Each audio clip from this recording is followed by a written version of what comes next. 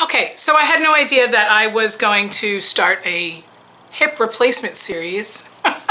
I posted a video yesterday about my hip replacement surgery and a lot of people responded. I appreciate that everybody watched it. I guess there is a market for people who are pre-op, who are nervous, who are scheduling the surgery, who don't really know exactly what is entailed. I don't know everything that's entailed. I only had one surgery. I've never had a hip replaced before. Hopefully I'll never get another hip replaced again, but I can tell you where I am right now because it's very fresh in my mind. I'm a little disappointed that I didn't start this a couple of days before my surgery or even a couple months before my surgery. But hey, you never know when these things are gonna start up. So here we are. This is going to be my second installment of a video about my hip replacement journey, I guess you could call it. Today I am 6 days post-op. I am in a much better place today than I was yesterday, or even specifically last night at 9 o'clock. I had awful breakthrough pain last night at 9 o'clock, just really bad. I posted also to my group this morning, my hip replacement group. It sounds so weird. You know, everybody says to medicate ahead of the pain, to stay on the pain medication schedule, whether you're in pain or not. I have a little bit of a problem with that. So everybody said definitely for the first week. Now I'm only in day 6 and I've already been trying to wean myself off. So I think I'm having such a good day today because I'm on a schedule. In fact, I'm due to take a pill in a half an hour. I don't even feel like I need it all that much. But I did take 2 Tylenol 3 hours ago. Now listen, I am somebody who, I didn't take pain relievers or NSAIDs, non-steroidal anti-inflammatory drugs, on a regular basis.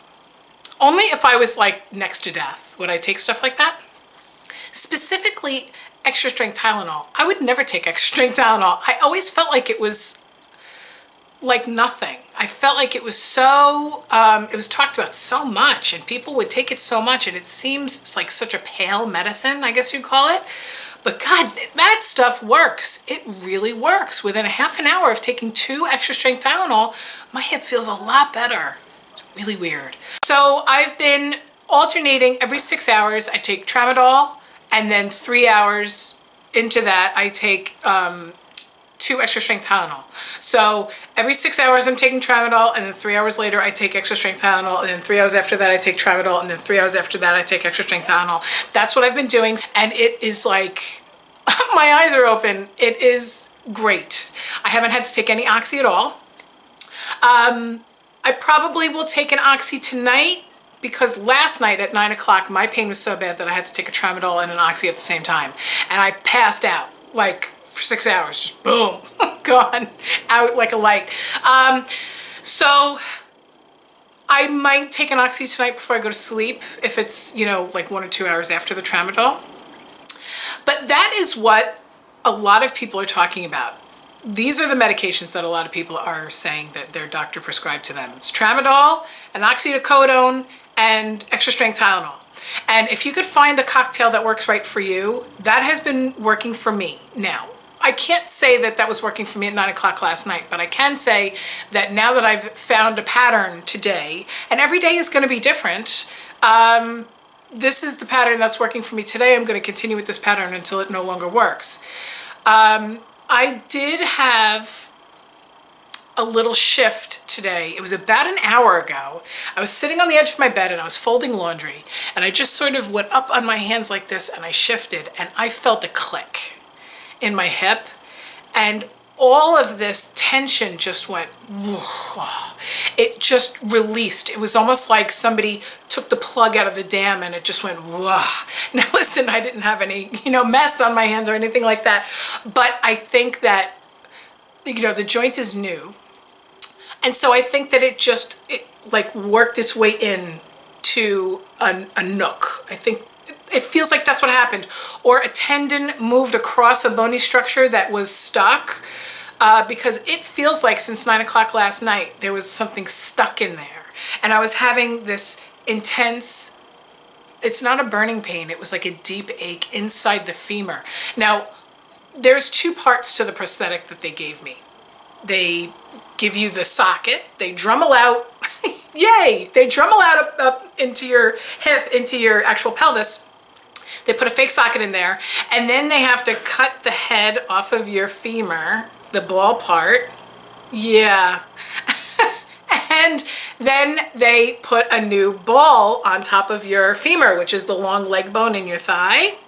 And it's not just the ball, it actually is like a 4 or 5 inch rod that they drive down into the shaft of your femur. Yay! I don't want to scare anybody, but hey, it's online. This is what's going to happen to you if you're scheduled for the anterior approach, at least. I don't know what it's like posterior. I believe it's very similar. So I was getting this ache in the femur, and the ache was going down. It wasn't like radiating. It wasn't nerve pain.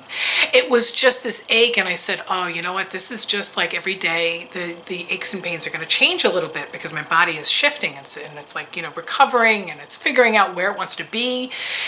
And ever since I had that click about an hour ago, I feel like I could run a marathon. Now, I'm not going to. I definitely have limitations. Although my pain has decreased greatly, I still can't do everything. I mean, the inner and outer thigh are so tight. It's crazy tight, like guitar strings tight. I've been doing a lot of massage on myself. I'm actually going to do a video on self-massage because I've been doing that, and it helps, definitely helps. I've been doing it 3 times a day. But it, you know, the massage helps to soften everything up. I almost wish that I could use heat. I know that heat is a huge no-no, at least for like the first 2 weeks. Heat was something that I used before my surgery, and it was one of the only things that helped me. Heat helped me more than drugs did when it came to the arthritic pain that I had in my hip. I'm desperately craving the heat, but I'm not going to do that. If I could just do the heat with my own hands and then ice it afterwards, that's what I've been doing, and that's what I'm going to stick with. But the pain level now today on day 6 is dramatically less than it was on day 5. On day 5, it was less than it was on day 4. On day 4, it was less than it was on day 3. There's a pattern, obviously. I feel like my 9 o'clock last night on day 5 was worse pain than I had in the hospital. I had a girl ask me, her name is Christine. Hi, Christine. We had a nice little conversation on Facebook today. She found my video, and then she started to private message me, and then we had a little banter back and forth. She is scheduled to have surgery. She's not having the same surgery as me. She's having a completely different procedure. But she was asking me about pain levels. So she seems really scared about the pain, and I just want you to know that you're in pain now. So if you're afraid of the pain that you're going to have for surgery, then you need to just sort of put that away. I know that it's scary. I was scared too. I was frightened. I mean, there were times, specifically in the week before, well, not really the week before. In the week before my surgery, I was kind of in shock. Like, I just didn't even want to think about what was coming up. But 2 weeks before specifically, there were times where I would just sit and I would just start to cry because I was so afraid. I'm not afraid of pain, but I was afraid of pain for this thing. It's, you know, just the idea that they have to drill out your own bone and then pound, you know, metal into your bones. It sounds very dramatic, and it is very dramatic. My surgeon had a very relaxed demeanor about it, and that made me feel relaxed about it. And he does these probably, I don't know, 10 a week, I guess, something like that. So if he's that relaxed about it, I kind of have to trust him. He's the dude, right? So if you're going in for the surgery and you're feeling really super stressed out, I think that you're doing yourself a disservice by allowing yourself to feel that stress. Yes, stress is an emotion, and everybody's allowed to have the emotions. Emotions are real, but you need to know that you're doing this to get out of pain. So you might have to endure a little bit of a pain in order to get rid of the pain that you had before. And like I said yesterday, the pain that I have now is not similar to the pain that I had before my surgery. The pain that I had before my surgery is definitely diminished. It's not gone, but it's diminished. I am concentrating on what feels good. I'm not concentrating on what feels bad. So getting back to the pain, I haven't had any pain in my knee. I have had a little bit of stiffness when my foot sort of goes this way a little bit, not the dorsiflexion and the plantar flexion, but when it's going laterally, when it's going side to side. Everything that's on the left and right of my thigh is much tighter than the front and the back. Don't know why. Don't know if that's what was wrong with my hip. I'm not going to question it. That's just what I'm dealing with. So I have just the slightest bit of an ache in my calf occasionally. It hurts when I'm turning my foot this way and that way. It hurts on the left and right side of my thigh, not on the front and the back. It hurts deep inside the bone, but again, it's much better now that I had that click that happened an hour ago. I'm not having any other pain anywhere else. I did start to use my cane a little bit more because the walker was causing me to get a lot of pain, not in my palms. It's not like up here, it's from leaning here on the thenar eminence. Yeah. And it actually feels like there's bruising here a little bit because I was leaning so hard on the walker. Because my leg feels better and because my balance feels a little bit more stable and because I'm on less drugs. Well, I'm not on less drugs. I'm spacing it out a little bit better. I'm less loopy and I feel that I can deal with the cane. It also helps when my kids aren't home. When my kids are home, I feel like I need the walker because they leave their crap all over the place, and it's like if I have the walker, I can hold on to the walker and then like kick the stuff out of the way. They've been really good, but you know, they're 8 and 9. So you know, I can only expect them to do so much. So there's my pain. I haven't had any pain in my upper body really, except for my hands, like I said. I haven't had any headaches. I haven't felt sick. My voice sounds a little bit better. I was doing some deep breathing exercises yesterday using my spirometer, whatever it is that you call it, thing. And things are good. Things are good. I'm going to do another update tomorrow. I'm also going to do a video on the gadgets that I bought and how I use them. I think that people would appreciate seeing that. And so this is post-op day 6. I'll talk to you later. Bye.